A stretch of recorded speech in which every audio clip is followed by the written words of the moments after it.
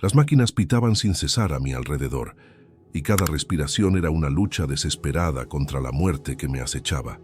Ahí estaba yo, Rodrigo Vázquez, quien apenas una semana atrás había humillado públicamente al padre Miguel en la plaza principal de Medellín, pisoteando las sagradas hostias frente a cientos de personas. Ahora, con los pulmones encharcados y el cuerpo ardiendo en fiebre, veía cómo se abría lentamente la puerta de cuidados intensivos. Mi corazón casi se detuvo cuando reconocí la figura que entraba. Era él, el mismo sacerdote católico al que había llamado impostor y charlatán, caminando hacia mi cama con una pequeña cajita dorada entre sus manos temblorosas. El olor a desinfectante hospitalario se mezcló de pronto con un aroma diferente, algo que no podía explicar pero que me resultaba extrañamente familiar. Sus ojos, lejos de mostrar rencor o triunfo, brillaban con una compasión que me desarmó por completo. Susurró mi nombre con una ternura que jamás había escuchado en los labios de ningún hombre. Y cuando abrió aquella cajita, pude ver una hostia consagrada que resplandecía suavemente bajo las luces frías del hospital. En ese instante, recordé vívidamente cómo había aplastado otras hostias idénticas bajo mis zapatos de cuero negro, mientras gritaba que eran solo pan común y que los católicos eran unos idólatras. Pero retrocedamos en el tiempo, porque para entender la magnitud de lo que estaba a punto de suceder, necesitas conocer quién era yo antes de ese momento que cambiaría mi vida para siempre. Mi nombre es Rodrigo Vázquez, y durante 15 años fui el pastor principal de la Iglesia Evangélica Nuevo Amanecer, en el barrio Laureles de Medellín. Mi congregación contaba con más de 1000 fieles, y yo era conocido en toda la ciudad como el Martillo de los Católicos, un apodo que llevaba con orgullo porque consideraba mi misión personal desenmascarar lo que creía eran las mentiras de Roma. Cada domingo, desde mi púlpito de madera barnizada, lanzaba sermones incendiarios contra la Iglesia Católica. Mi voz resonaba con autoridad mientras señalaba con el dedo índice hacia el cielo, declarando que el Papa era el anticristo y que la veneración a María era pura idolatría. Los hermanos de mi congregación coreaban amenes entusiastas cuando yo gritaba que los católicos adoraban estatuas muertas y que sus sacerdotes eran lobos disfrazados de ovejas.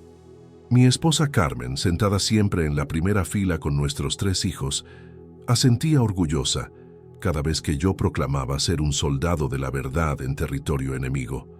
Durante años, había desafiado públicamente a cualquier sacerdote católico a un debate teológico, pero ninguno había aceptado mi reto.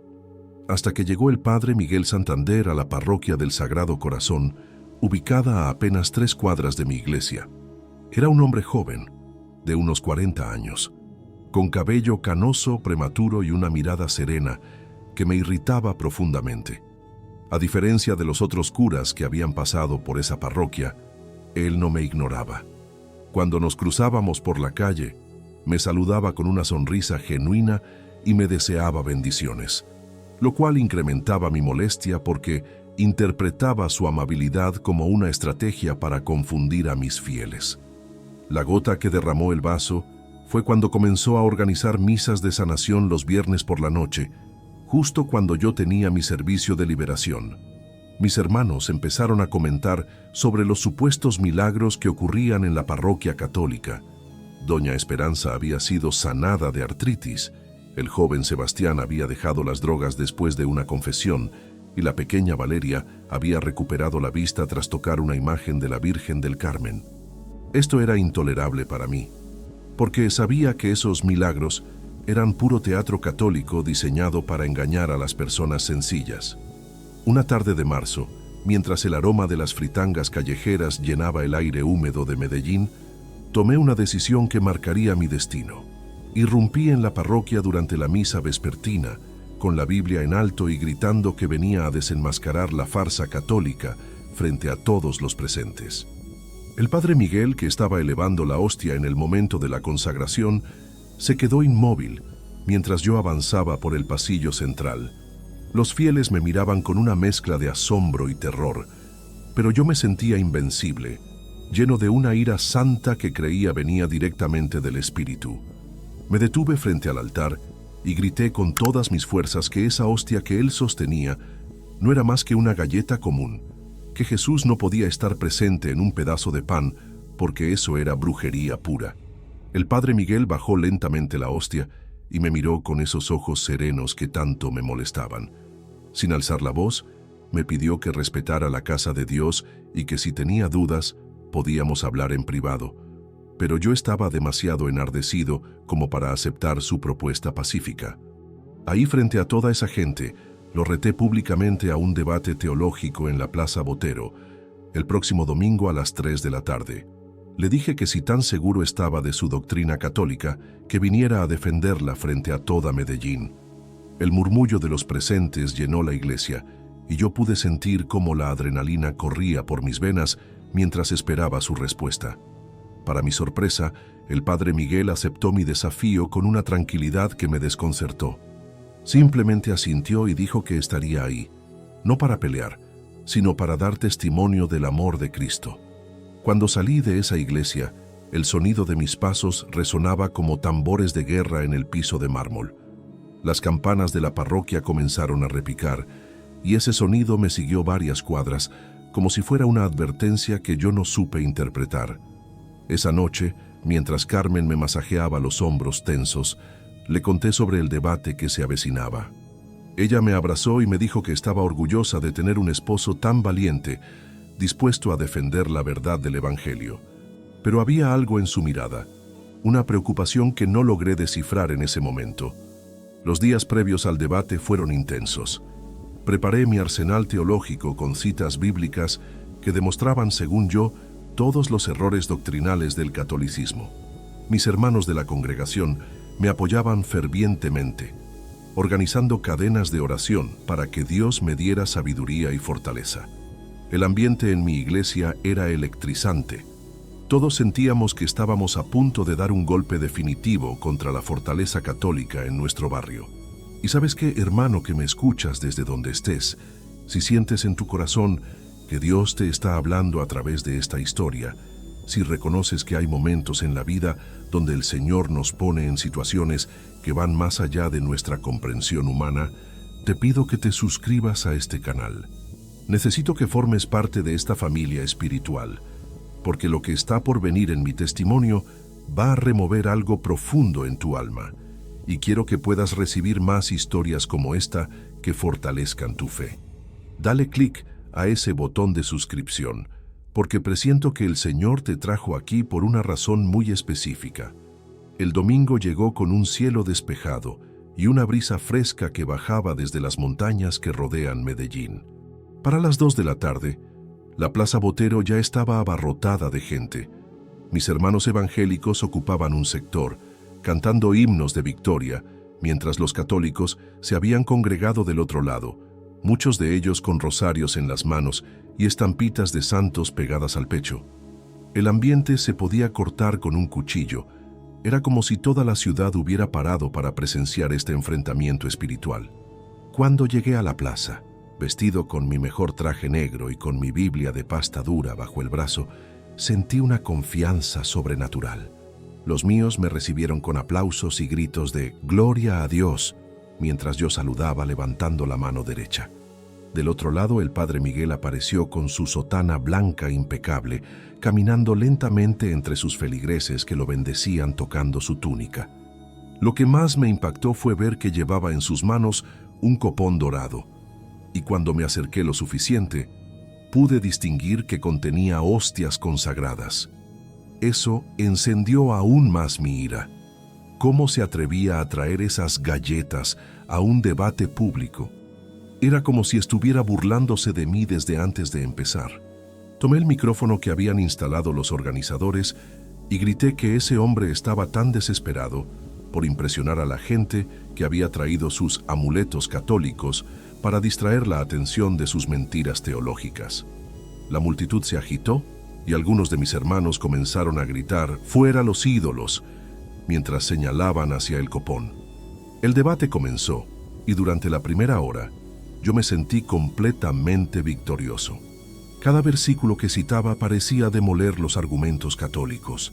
Hablé sobre la salvación por fe, sobre la inexistencia del purgatorio, sobre la inutilidad de la intercesión de los santos. El padre Miguel me escuchaba pacientemente, asintiendo de vez en cuando, pero sin mostrar signos de derrota.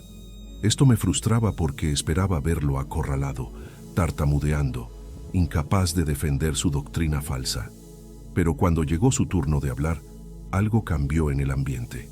Su voz, suave pero firme, comenzó a explicar sobre el amor misericordioso de Cristo presente en la Eucaristía. Habló de cómo Jesús había dicho claramente: «Este es mi cuerpo», y no «Esto representa mi cuerpo». Sus palabras fluían con una autoridad que no venía de libros, sino de una experiencia personal profunda. Vi cómo algunos de mis hermanos comenzaban a escucharlo con atención, y eso me enfureció aún más. Entonces decidí ir por el golpe final, el momento que había planeado cuidadosamente para destruir de una vez por todas la credibilidad de este sacerdote. Me acerqué a él, tomé el copón de sus manos mientras gritaba que si esas hostias realmente eran el cuerpo de Cristo, que Dios me castigara en ese momento por lo que estaba a punto de hacer. El silencio que siguió fue sepulcral. Hasta los niños dejaron de llorar, como si la misma naturaleza hubiera contenido la respiración. Con una sonrisa desafiante, saqué una hostia del copón y la arrojé al suelo empedrado de la plaza. El sonido del impacto resonó como un trueno en medio del silencio absoluto. Pero no me detuve ahí. Saqué otra, y otra, y otra, pisándolas con mis zapatos, mientras gritaba que si Dios estuviera realmente ahí presente, yo estaría muerto en ese instante. El padre Miguel se había arrodillado en el suelo, recogiendo con lágrimas en los ojos los fragmentos de las hostias pisoteadas, mientras yo seguía profanando lo que ellos consideraban más sagrado. Fue entonces cuando algo extraño comenzó a suceder. Una sensación de frío me recorrió la espina dorsal, pero lo atribuí a la adrenalina del momento. Mi respiración se volvió más pesada, pero pensé que era por la intensidad emocional del debate. Lo que sí noté claramente fue el cambio en la mirada de la gente. Incluso algunos de mis hermanos evangélicos me miraban con horror, como si hubiera cruzado una línea que no debía cruzarse jamás. El padre Miguel se puso de pie lentamente, con los fragmentos de hostias en sus manos temblorosas, y me dijo algo que me heló la sangre. «Rodrigo, que el Señor tenga misericordia de ti, porque no sabes lo que acabas de hacer».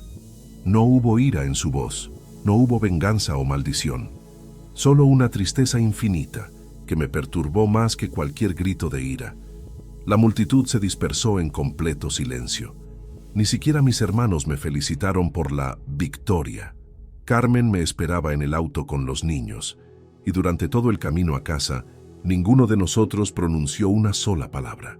Esa noche, mientras trataba de conciliar el sueño, no podía quitarme de la mente la imagen del padre Miguel arrodillado, recogiendo con tanto amor los pedazos de lo que yo había pisoteado con desprecio. Pero esto era solo el comienzo de algo que jamás podría haber imaginado. Los 3 días que siguieron a mi acto sacrílego en la Plaza Botero fueron como una pesadilla de la cual no podía despertar. Todo comenzó esa misma noche del domingo, cuando una tos seca y persistente me mantuvo despierto hasta el amanecer. Al principio pensé que era solo el estrés del debate, pero cuando Carmen me tocó la frente el lunes por la mañana, sus ojos se llenaron de preocupación. Mi temperatura había subido tanto que el termómetro marcaba casi 40 grados. Para el martes, la tos había evolucionado a algo más siniestro. Cada respiración era un esfuerzo sobrehumano, como si mis pulmones estuvieran llenos de cemento húmedo. El doctor Hernández, nuestro médico de cabecera y hermano de la congregación, vino a verme a casa y su rostro se demudó cuando me auscultó. Sus manos temblaron ligeramente mientras guardaba el estetoscopio y murmuró algo sobre una neumonía bilateral que había avanzado de manera fulminante. «Nunca había visto nada igual», me dijo, con esa velocidad tan agresiva. Carmen organizó inmediatamente una vigilia de oración en nuestra casa. Los hermanos de la iglesia llegaron con termos de aguapanela caliente y empanadas caseras, llenando nuestra sala con el aroma familiar de canela y panela derretida. Mis hijos, Miguel Andrés de 14 años, Sofía de 12 y el pequeño Sebastián de 8, se acurrucaron en un rincón mientras los adultos formaban un círculo alrededor de mi cama, imponiendo manos y clamando al cielo por mi sanidad. Pero mientras ellos oraban fervientemente en lenguas, yo no podía quitarme de la mente las palabras del Padre Miguel: que el Señor tenga misericordia de ti, porque no sabes lo que acabas de hacer. Cada vez que cerraba los ojos, veía su rostro arrodillado en el suelo de la plaza, recogiendo con infinito cuidado cada fragmento de hostia que yo había pisoteado. Era como si esa imagen se hubiera grabado a fuego en mi memoria, atormentándome más que la misma fiebre. El miércoles por la madrugada, mi condición se deterioró dramáticamente. Carmen me encontró en el baño, tirado en el piso de baldosas frías, tosiendo sangre sobre las losetas blancas que ella había pulido apenas el día anterior. El líquido escarlata contrastaba horriblemente con el diseño de florecitas amarillas que ella había escogido cuando nos mudamos a esa casa, llena de sueños y proyectos ministeriales. Sus gritos de desesperación despertaron a los niños, y en menos de 10 minutos, la ambulancia estaba llegando con sus sirenas, desgarrando el silencio de la madrugada paisa. El trayecto al Hospital San Vicente de Paúl fue borroso, pero recuerdo vívidamente el olor a desinfectante mezclado con el aroma del café que algún paramédico había derramado en el suelo de la ambulancia. Las luces del equipo médico parpadeaban como pequeños rayos mientras yo luchaba por mantenerme consciente. Carmen iba a mi lado, apretando mi mano y susurrando versículos bíblicos con una voz quebrada que apenas reconocía. «Por sus llagas fuiste curado», repetía una y otra vez, pero sus palabras se mezclaban con el pitido constante de las máquinas. En el hospital, el diagnóstico fue devastador: neumonía bilateral severa con complicaciones respiratorias agudas. El doctor Ramírez, el neumólogo de turno, le explicó a Carmen con palabras técnicas que yo apenas podía comprender a través de la bruma de sedantes que mis pulmones estaban prácticamente inundados.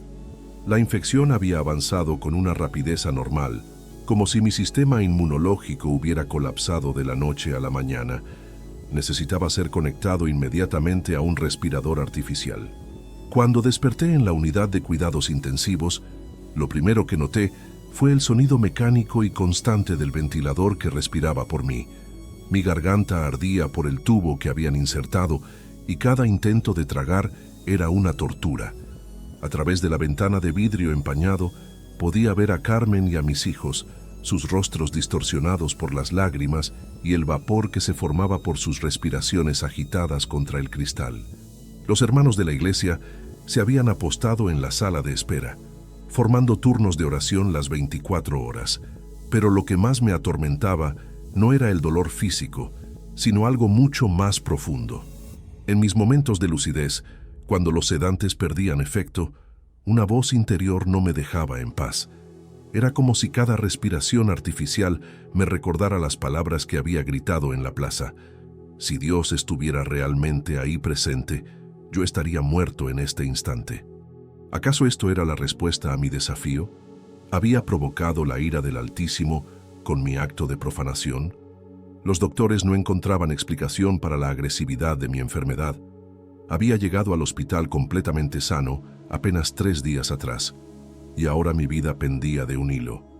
El doctor Ramírez le confió a Carmen pensando que yo no podía escucharlo, que mi caso era médicamente inexplicable. La neumonía había resistido todos los antibióticos, y mis signos vitales empeoraban hora tras hora. Me daba, en el mejor de los casos, 48 horas de vida. Esa noche del jueves, mientras las máquinas pitaban su sinfonía mecánica alrededor de mi cama, experimenté algo que jamás había vivido antes: un miedo visceral y primitivo a la muerte. Durante años había predicado sobre el cielo, sobre la gloria eterna que esperaba a los salvos, pero ahí, conectado a esos tubos y cables, solo sentía un terror paralizante ante lo desconocido. ¿Y si me había equivocado? ¿Y si había blasfemado contra algo realmente sagrado? ¿Y si Dios me estaba castigando por mi orgullo y mi sacrilegio? Pero fue en ese momento de mayor desesperación cuando mi mente voló hacia un recuerdo inesperado. Recordé a mi abuela Esperanza, que había criado a mi madre en la fe católica antes de que ella se convirtiera al evangelismo. La abuela tenía un pequeño altar en su cocina, con una imagen de la Virgen del Carmen rodeada de velitas rojas que nunca se apagaban. El aroma de las flores de azahar que ella cambiaba cada viernes, mezclado con el olor a café recién molido, creaba una atmósfera de paz que siempre me había llamado la atención de niño. Recordé cómo ella me abrazaba cuando yo llegaba asustado por alguna pesadilla y me susurraba al oído: «Mijito, la Virgen María siempre cuida a sus niños, así no la conozcan todavía». En ese momento, conectado a las máquinas que mantenían mi vida, esas palabras resonaron en mi corazón con una fuerza que no podía explicar. ¿Habría sido mi abuela una idólatra, como yo había predicado durante tantos años? ¿O acaso había en su fe algo que yo no había logrado comprender? El viernes por la mañana, el doctor Ramírez reunió a mi familia para darles la noticia que todos temían. Mis pulmones habían empeorado durante la noche y ya no respondían a ningún tratamiento. Era cuestión de horas, tal vez minutos.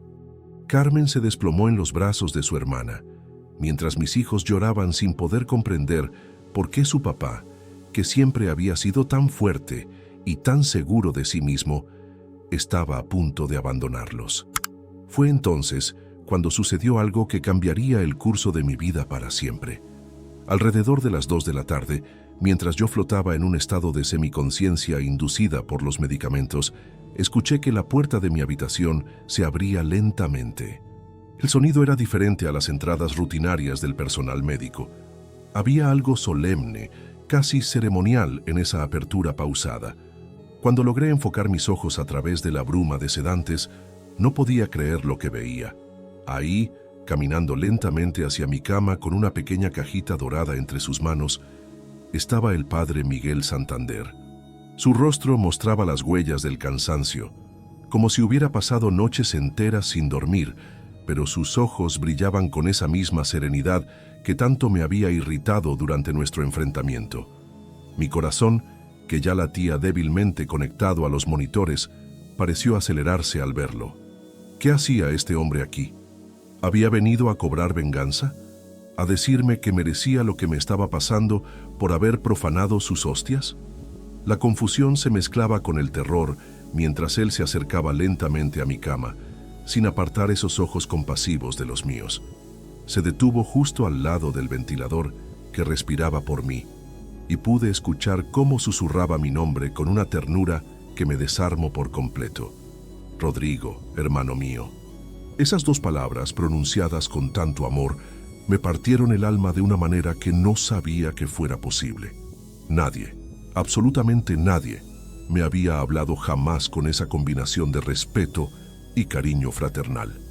Hermano que me escuchas en este momento, no importa desde qué país de nuestra bella Latinoamérica estés siguiendo este testimonio, necesito pedirte algo desde lo más profundo de mi corazón.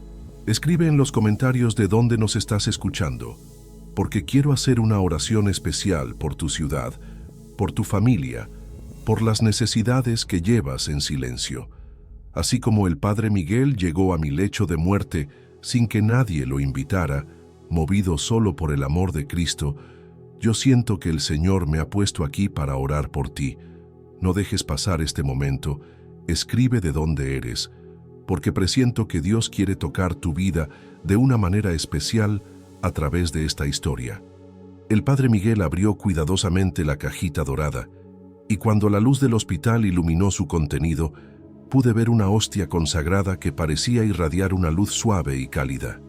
Era idéntica a las que yo había pisoteado apenas 5 días atrás, pero ahora, viéndola desde mi lecho de muerte, algo había cambiado radicalmente en mi percepción.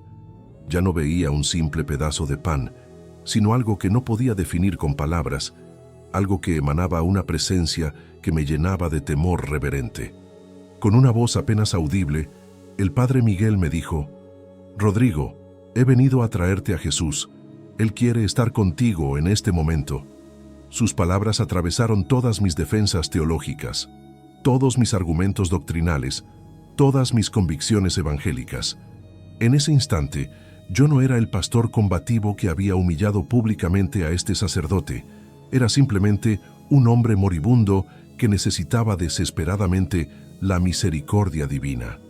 Las lágrimas comenzaron a rodar por mis mejillas mientras él acercaba la hostia hacia mis labios. Mi mente racional gritaba que esto era idolatría, que estaba a punto de cometer el peor pecado de mi vida, pero mi corazón agonizante clamaba por esa presencia que emanaba de esa pequeña hostia blanca. Era como si dos fuerzas titánicas lucharan dentro de mí, mi orgullo teológico contra mi necesidad espiritual desesperada. Cuando la hostia tocó mis labios, algo inexplicable sucedió. Una paz sobrenatural invadió todo mi ser, como si una corriente eléctrica de amor puro recorriera cada célula de mi cuerpo moribundo. El dolor que había sido constante durante días desapareció instantáneamente, reemplazado por una sensación de plenitud que jamás había experimentado. Era como si hubiera estado sediento toda mi vida sin saberlo, y finalmente hubiera encontrado la fuente de agua viva. Pero lo más impactante no fue la sanidad física, que comenzó a manifestarse inmediatamente, sino la transformación que experimenté en mi corazón. En ese momento de comunión entendí con una claridad absoluta que había estado equivocado durante todos esos años. Lo que yo había pisoteado con desprecio no era pan común, sino verdaderamente el cuerpo de Cristo, y ese mismo Cristo que había profanado me estaba ofreciendo su perdón a través de las manos de un sacerdote al que había humillado públicamente. Las máquinas comenzaron a pitar de manera diferente. Los monitores que habían mostrado signos vitales críticos durante días empezaron a registrar una mejoría inexplicable. Mi respiración, que había dependido completamente del ventilador, comenzó a sincronizarse de manera natural. Los médicos que entraron corriendo, alarmados por el cambio súbito en las lecturas de los equipos, se quedaron boquiabiertos al ver mi transformación. El padre Miguel permaneció a mi lado durante toda la noche, rezando en voz baja mientras yo experimentaba la sanidad más profunda de mi vida. No solo mis pulmones se estaban restaurando milagrosamente, sino que mi alma estaba siendo regenerada desde sus cimientos. Cada Ave María que él susurraba era como un bálsamo que curaba heridas espirituales que ni siquiera sabía que tenía. Cuando amaneció el sábado, el doctor Ramírez entró a mi habitación con una expresión de asombro total.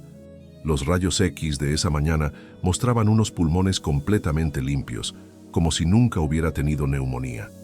Mis niveles de oxígeno eran normales.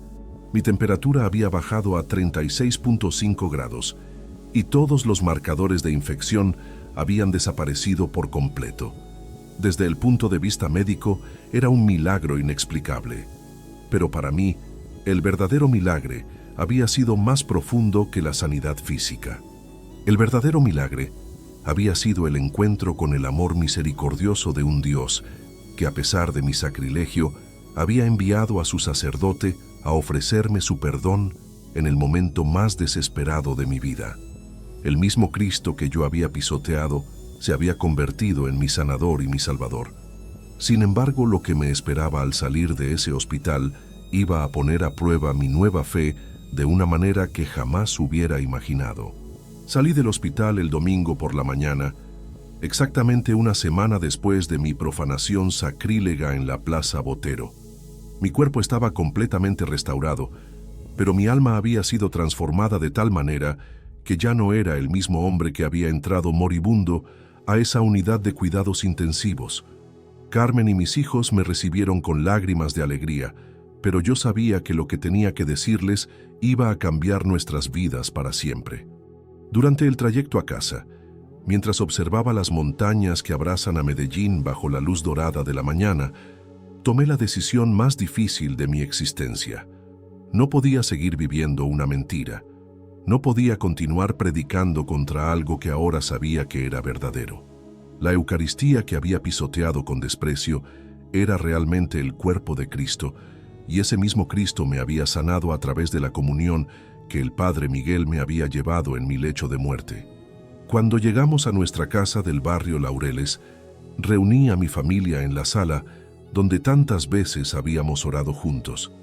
El aroma del sancocho paisa que Carmen había preparado para celebrar mi regreso llenaba el ambiente, mezclándose con el olor de las flores frescas que los hermanos de la congregación habían traído durante mi enfermedad.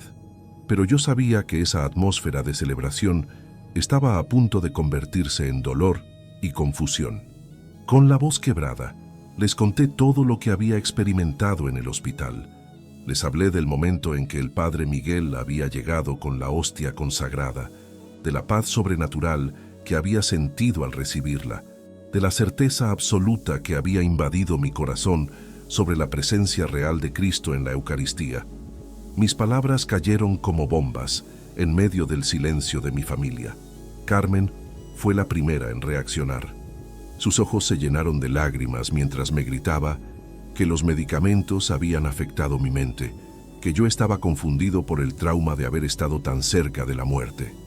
Miguel Andrés, mi hijo mayor, se levantó de su silla y me dijo con una voz que intentaba sonar madura: «Papá, tú siempre nos enseñaste que los católicos estaban equivocados.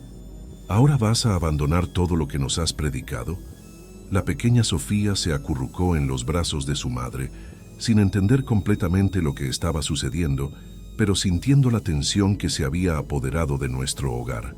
Sebastián, el menor, simplemente me miraba con esos ojos inocentes de 8 años, esperando que yo le explicara por qué mamá estaba llorando y por qué sus hermanos estaban tan alterados.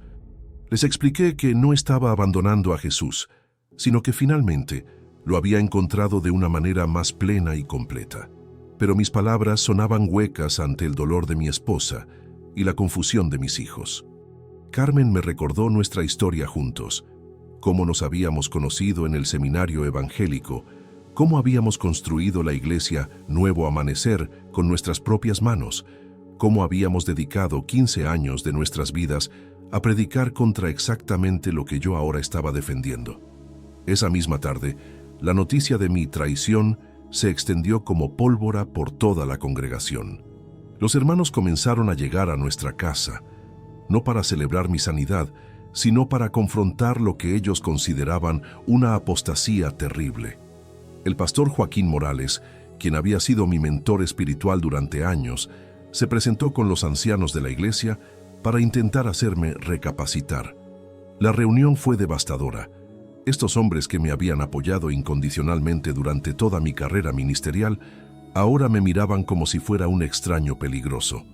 Me acusaron de haber caído en el engaño del enemigo, de estar siendo usado por Satanás para confundir a los fieles. El pastor Joaquín, con lágrimas corriendo por su rostro curtido, me dijo que si no renunciaba públicamente a mis delirios católicos, tendría que ser excomulgado de la iglesia que yo mismo había fundado. Mi respuesta los horrorizó aún más. Les dije que respetaba su decisión, pero que no podía negar lo que había experimentado en el hospital. No podía volver a predicar contra algo que ahora sabía que era verdadero. La Eucaristía no era un símbolo, sino una realidad divina, y yo había sido testigo de su poder transformador en mi propia carne. El silencio que siguió a mis palabras fue más doloroso que cualquier grito de ira. Al día siguiente, el lunes por la mañana, recibí una llamada oficial de la Junta Directiva de Nuevo Amanecer. Me informaron que había sido destituido de mi cargo como pastor principal, que mi salario quedaba suspendido inmediatamente y que tenía una semana para desalojar la casa pastoral que habíamos habitado durante más de una década. La iglesia que había construido con mis propias manos me cerraba las puertas de la manera más fría posible. Carmen entró en una crisis nerviosa.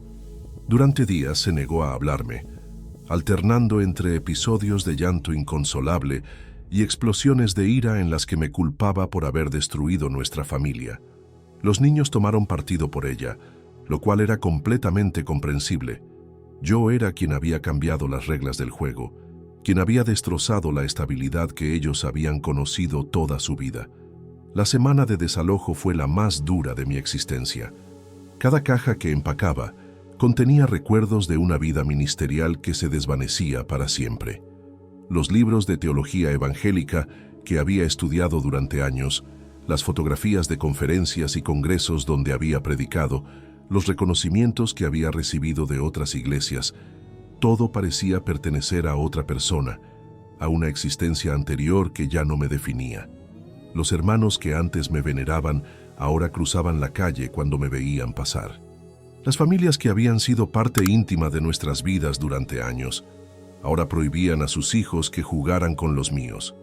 El rechazo social fue brutal e implacable. En cuestión de días, pasé de ser una figura respetada en mi comunidad a convertirme en un paria religioso. Pero lo más doloroso de todo fue cuando Carmen tomó la decisión definitiva. Una noche, mientras yo organizaba nuestras pocas pertenencias en el pequeño apartamento que había logrado alquilar con mis últimos ahorros, ella se sentó frente a mí con los ojos hinchados de tanto llorar. Me dijo que no podía seguir conmigo en este camino, que no podía abandonar la fe en la que había crecido y en la que había criado a nuestros hijos. Sus palabras me atravesaron como dagas. Rodrigo, yo me casé con un pastor evangélico, no con un católico. No puedo pretender que nada de esto ha pasado. Los niños y yo nos vamos a quedar en casa de mi hermana hasta que decidas volver a la cordura. Esa noche, por primera vez desde mi sanidad, dudé si había tomado la decisión correcta. El precio de seguir mi conciencia estaba resultando más alto de lo que había imaginado. Durante las siguientes semanas, viví en una soledad absoluta, sin familia, sin congregación, sin amigos, sin trabajo, sin dinero. Había perdido literalmente todo lo que había construido durante 45 años de vida. Algunas noches, sentado en el piso frío de mi apartamento vacío, me preguntaba si no habría sido mejor morir en esa cama de hospital antes que enfrentar este calvario social y familiar. Fue en uno de esos momentos de mayor desolación cuando tomé la decisión de buscar al Padre Miguel. Necesitaba hablar con alguien que pudiera entender lo que estaba viviendo, alguien que hubiera experimentado la presencia real de Cristo en la Eucaristía. Caminé las 6 cuadras que separaban mi apartamento de la parroquia del Sagrado Corazón, el mismo templo que había profanado apenas un mes atrás. Cuando entré a esa iglesia, el aroma del incienso y las flores frescas me envolvió como un abrazo materno. Las velas votivas parpadeaban suavemente frente a las imágenes de los santos, creando un ambiente de paz que contrastaba dramáticamente con la tormenta que vivía mi alma. El Padre Miguel estaba arrodillado frente al sagrario, y cuando me vio llegar, se levantó lentamente y caminó hacia mí con esa sonrisa serena que ya no me molestaba, sino que me consolaba. No necesité explicarle nada. Él ya sabía por qué estaba ahí. Me abrazó como un padre abraza a un hijo que regresa a casa después de una larga ausencia, y en ese abrazo sentí por primera vez en semanas que no estaba completamente solo en el mundo. Me invitó a su oficina, me preparó una taza de café con el aroma intenso que caracteriza al café colombiano, y me escuchó durante horas mientras yo le contaba todo lo que había perdido por seguir mi conciencia. Cuando terminé mi relato, él simplemente me dijo: «Rodrigo, hermano, has perdido muchas cosas, pero has ganado lo más importante. Has encontrado la verdad, y la verdad siempre tiene un precio». Esas palabras me dieron la fortaleza que necesitaba para continuar adelante, para no rendirme ante las presiones de regresar a mi vida anterior. El Padre Miguel me ofreció algo inesperado: trabajar como sacristán de la parroquia. El sueldo era mínimo, apenas suficiente para cubrir mis gastos básicos, pero representaba mucho más que un trabajo. Era una oportunidad de servir en la casa de Dios, de estar cerca del Santísimo Sacramento, que había transformado mi vida, de participar diariamente en la Santa Misa que antes había considerado una farsa blasfema. Acepté sin dudarlo un segundo. Mi primera tarea como sacristán fue preparar el altar para la misa matutina del día siguiente. Mientras colocaba los corporales blancos sobre el altar de mármol, mientras disponía cuidadosamente el cáliz dorado y la patena de plata, recordé vívidamente cómo había pisoteado las hostias consagradas en esa misma plaza donde ahora trabajaba humildemente. La ironía divina era perfecta. El mismo hombre que había profanado la Eucaristía ahora tenía el privilegio de preparar los elementos para la celebración eucarística. Cada mañana, cuando abría el sagrario para sacar el copón con las hostias consagradas, sentía un temblor reverente que me recordaba la santidad de lo que estaba manejando. Los feligreses de la parroquia tardaron en aceptarme. Muchos recordaban perfectamente quién era yo y lo que había hecho. Algunos me miraban con desconfianza, otros con curiosidad, unos pocos con compasión, pero yo entendía su reticencia. Después de todo, ¿quién podía creer que el mismo hombre que había humillado públicamente a su párroco ahora barría silenciosamente los pasillos de su iglesia? Pero con el tiempo, mi constancia y humildad fueron ganando corazones. Llegaba cada mañana a las 5:30 para abrir el templo, encender las velas del altar, preparar todo para la primera misa del día. Me quedaba hasta después de la última oración nocturna, asegurándome de que todo estuviera en orden antes de cerrar. Mi vida había encontrado un nuevo propósito en el servicio silencioso y humilde.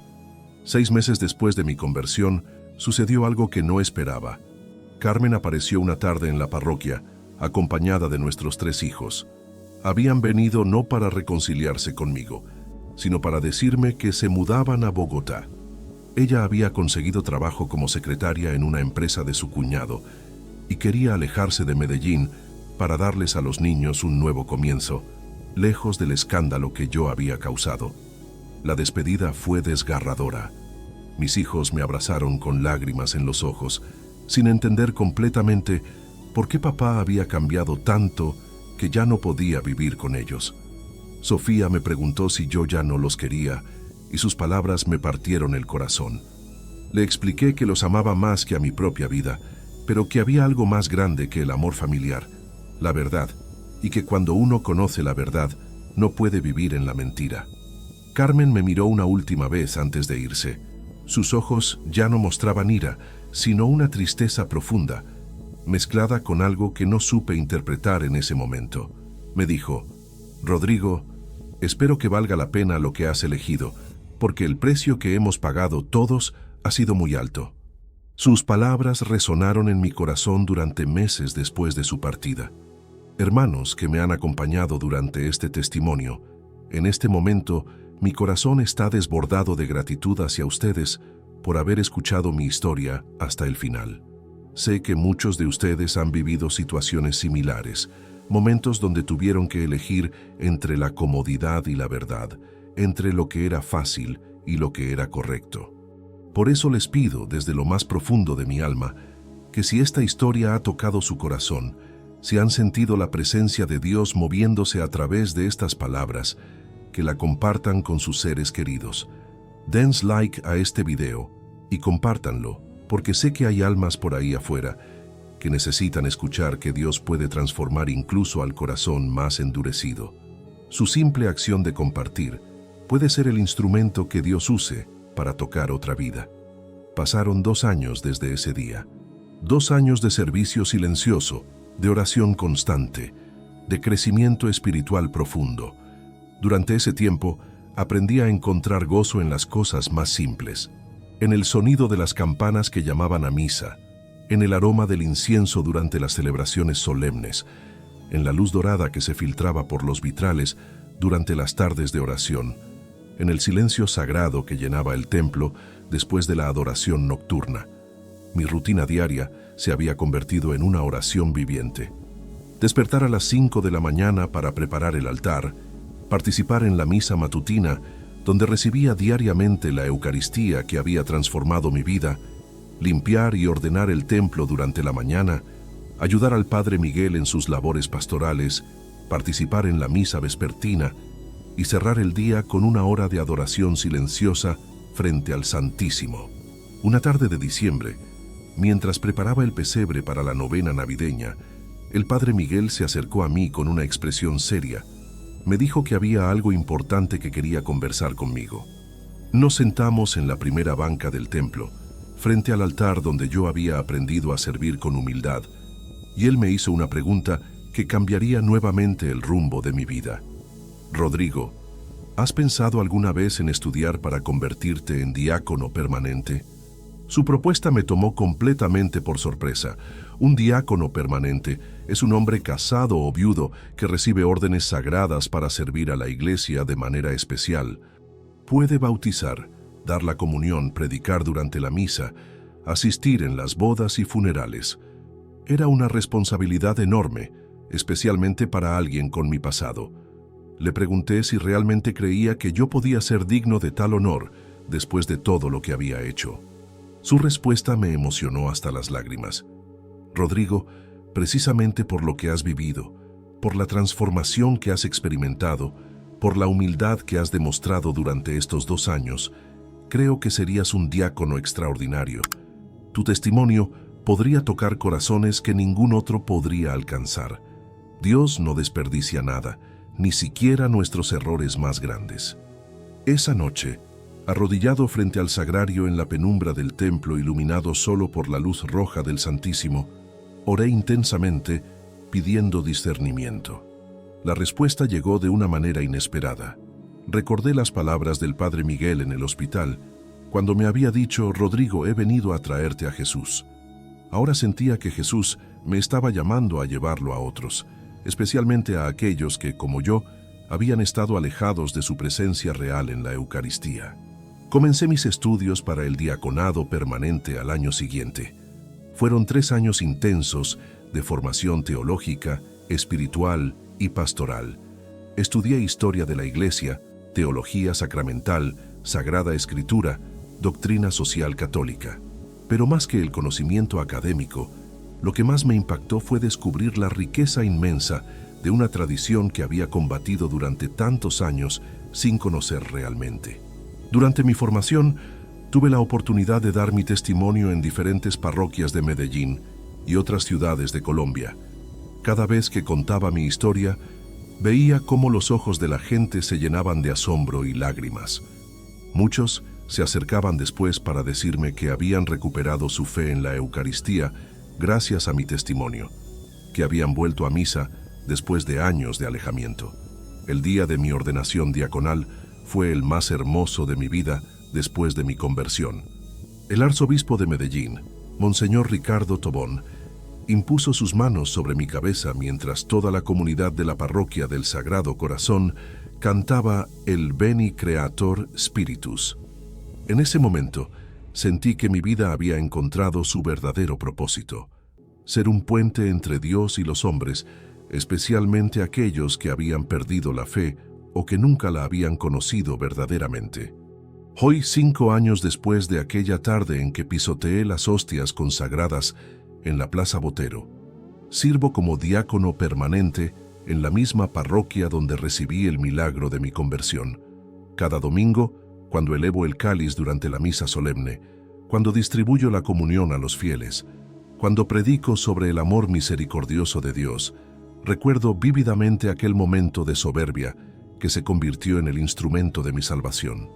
Mi apartamento sigue siendo pequeño y modesto, pero está lleno de una paz que nunca conocí cuando vivía en la casa pastoral rodeado de comodidades.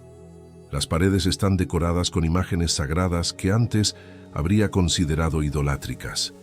Un crucifijo que me regaló el Padre Miguel el día de mi conversión, una imagen de la Virgen del Carmen como la que tenía mi abuela, una fotografía del Papa Francisco que firmó personalmente cuando le conté mi historia durante una audiencia general en el Vaticano.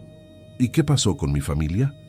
Carmen eventualmente se volvió a casar con un hermano evangélico en Bogotá. Mis hijos, que ya son adolescentes, mantienen contacto conmigo a través de llamadas esporádicas. No entienden completamente mi conversión, pero han comenzado a respetar mi decisión al ver la paz que irradio cuando hablamos. Miguel Andrés, que ya tiene 18 años, me confesó recientemente que se siente orgulloso de tener un papá que tuvo el valor de seguir su conciencia a pesar de las consecuencias.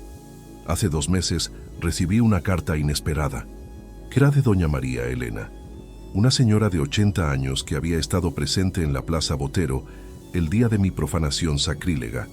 Me escribía para contarme que había dejado de ir a misa durante 5 años porque lo que me vio hacer la había llenado de dudas sobre la presencia real de Cristo en la Eucaristía. Pero después de escuchar mi testimonio en una radio católica, había decidido regresar.